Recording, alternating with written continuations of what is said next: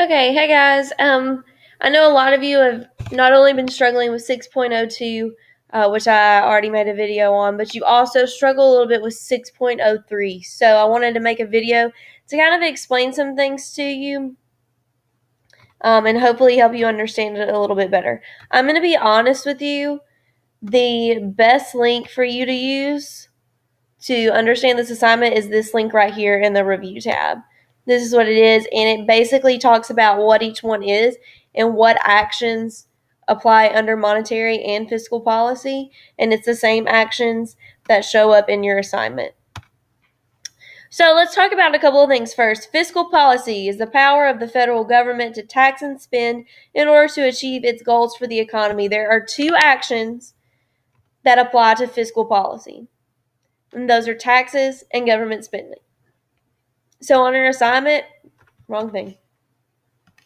For part A, taxes and government spending, those are going to be fiscal policy. Both of them are. So many of you, I don't know why you did this, but like, for example, buy and sell government securities, you would put one as fiscal and one as monetary. I don't know if you thought that's what you're supposed to do, or maybe you probably just didn't read, but both of those are going to be the same policy. Okay, taxes, I'll go ahead and talk to you about this one. We'll do this as an example in a minute.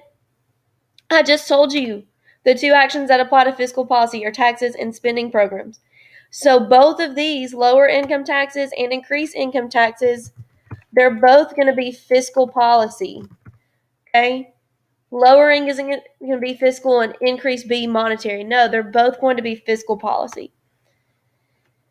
Okay, monetary policy. Programs that try to increase or decrease the nation's level of business by regulating the supply of money and credit. Here's your actions that deal with monetary policy. Reserve requirements, discount rate, open market operations, which would be like buying and selling government treasuries or government bonds, things like that, and printing money. And it goes into a little explanation about all of those there.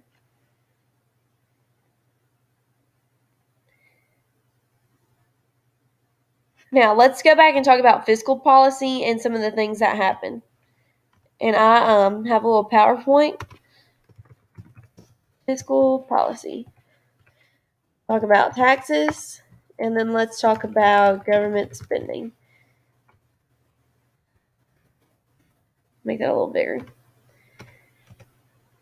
And sometimes we just need to kind of type stuff out and see the words written there. Okay.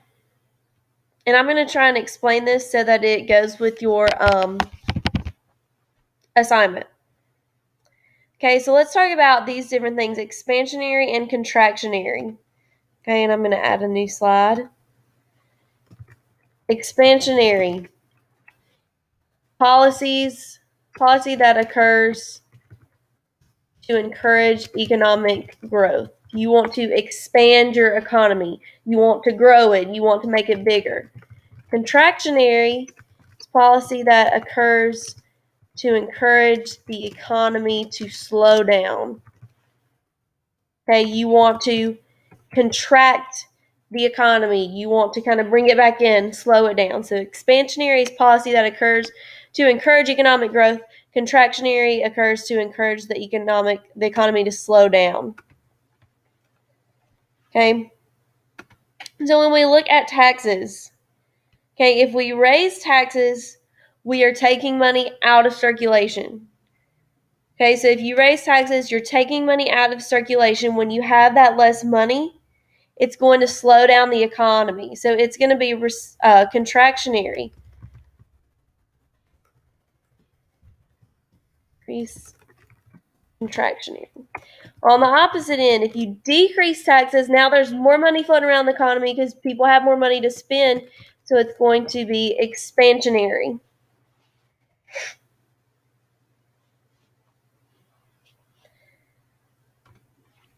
Okay, government spending. Let's go back and look at this list.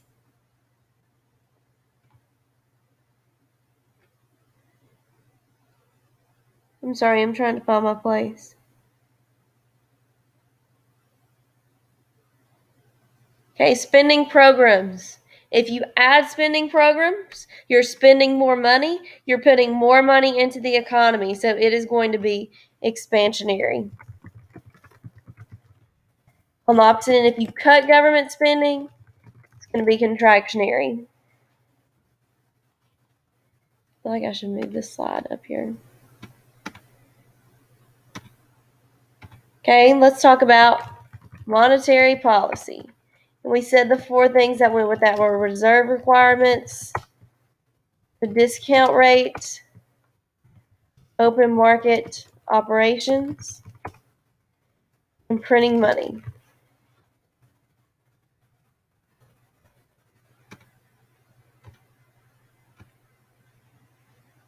Okay, let's talk about reserve requirements, okay? If the Fed raises its reserve requirements, banks have less money on hand and there's less money in circulation.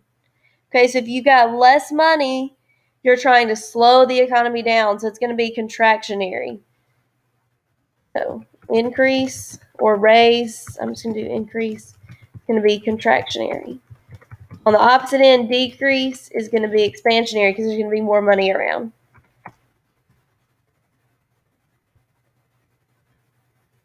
Okay, the discount rate.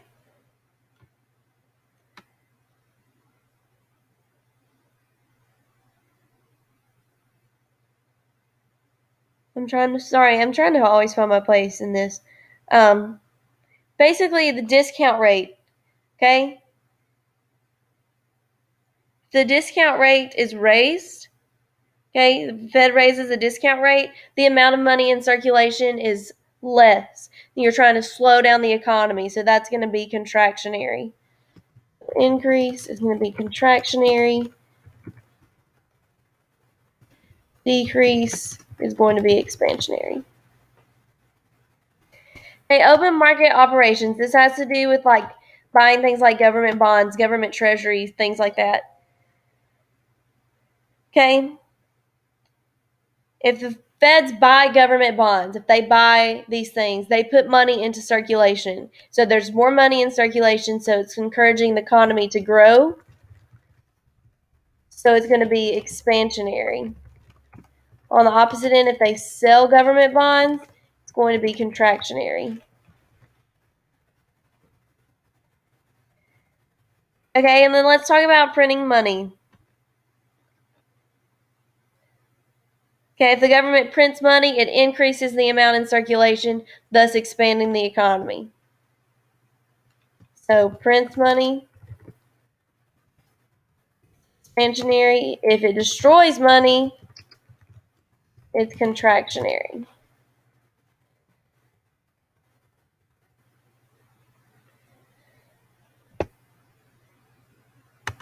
Okay, so you have your things, what those would be. Now let's talk about some more with expansionary, okay? Something is expansionary and the economy is growing, things are going to be happening. If the economy is growing, employment is increasing, the price level is increasing, and if the price level is increasing, that means the curve has shifted to the right. So it moves the curve to the right.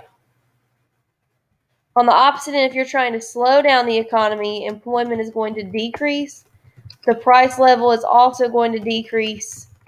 And in turn, it's going to move the curve to the left.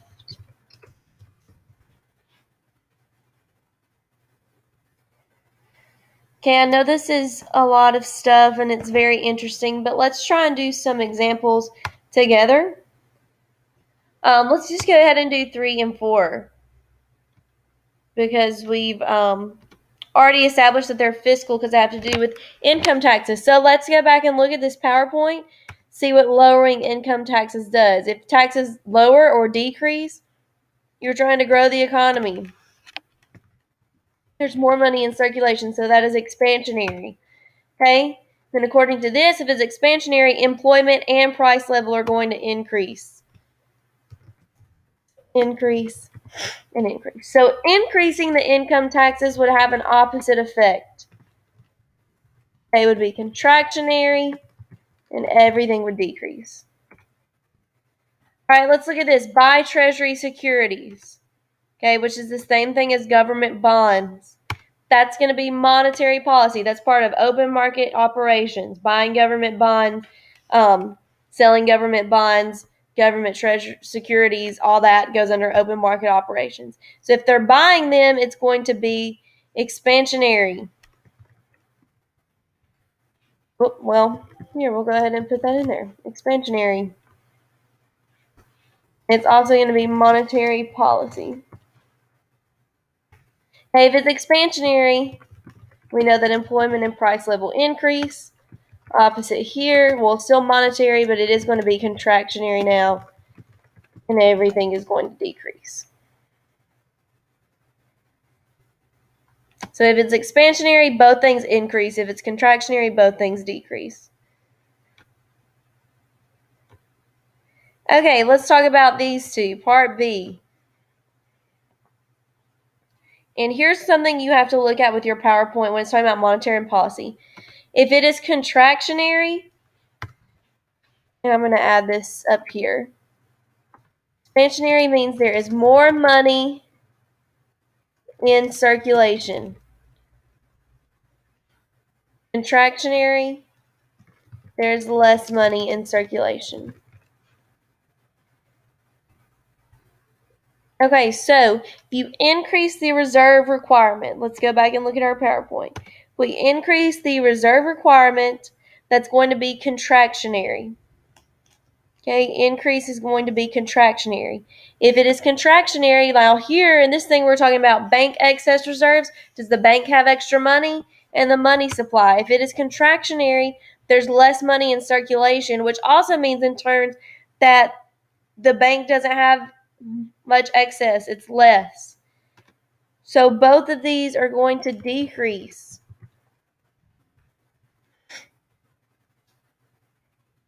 Okay, if there's less money on hand, and I need to add this into the PowerPoint right here. If there is less money, the interest rate increases. If there's more money, the interest rate decreases. Okay, there's less money in circulation, so now we've got to hike up the interest rates to make up for that. So your interest rate is going to increase.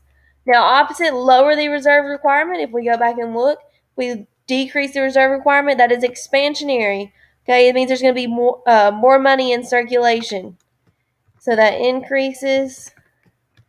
Now, what do we do with the interest rate? If there's more money, the interest rate decreases. We don't have to charge as much interest now because there's more money in circulation.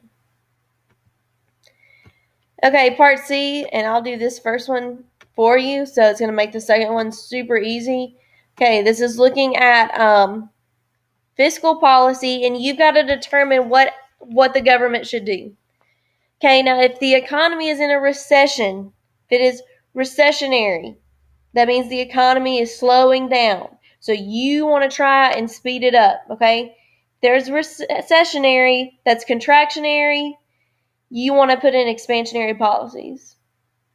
Okay, if the government's experiencing inflation, you want to put in contractionary policies. So let's put that in here. Implemented during inflation.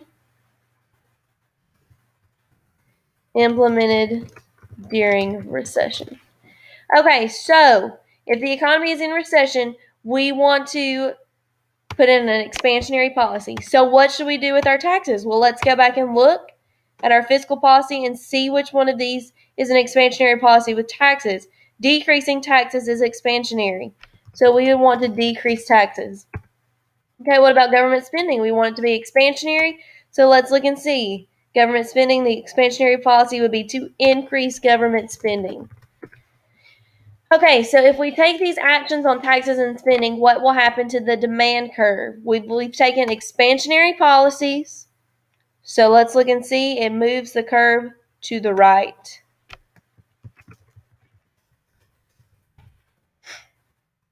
And it's basically going to be the opposite for number 2. So I really helped you out with that one. Okay, like I said, I hope all this makes sense. If it doesn't, you remember your test is not until next Friday. So email me. I can come up to the school and I can help kind of explain some of this stuff. All right?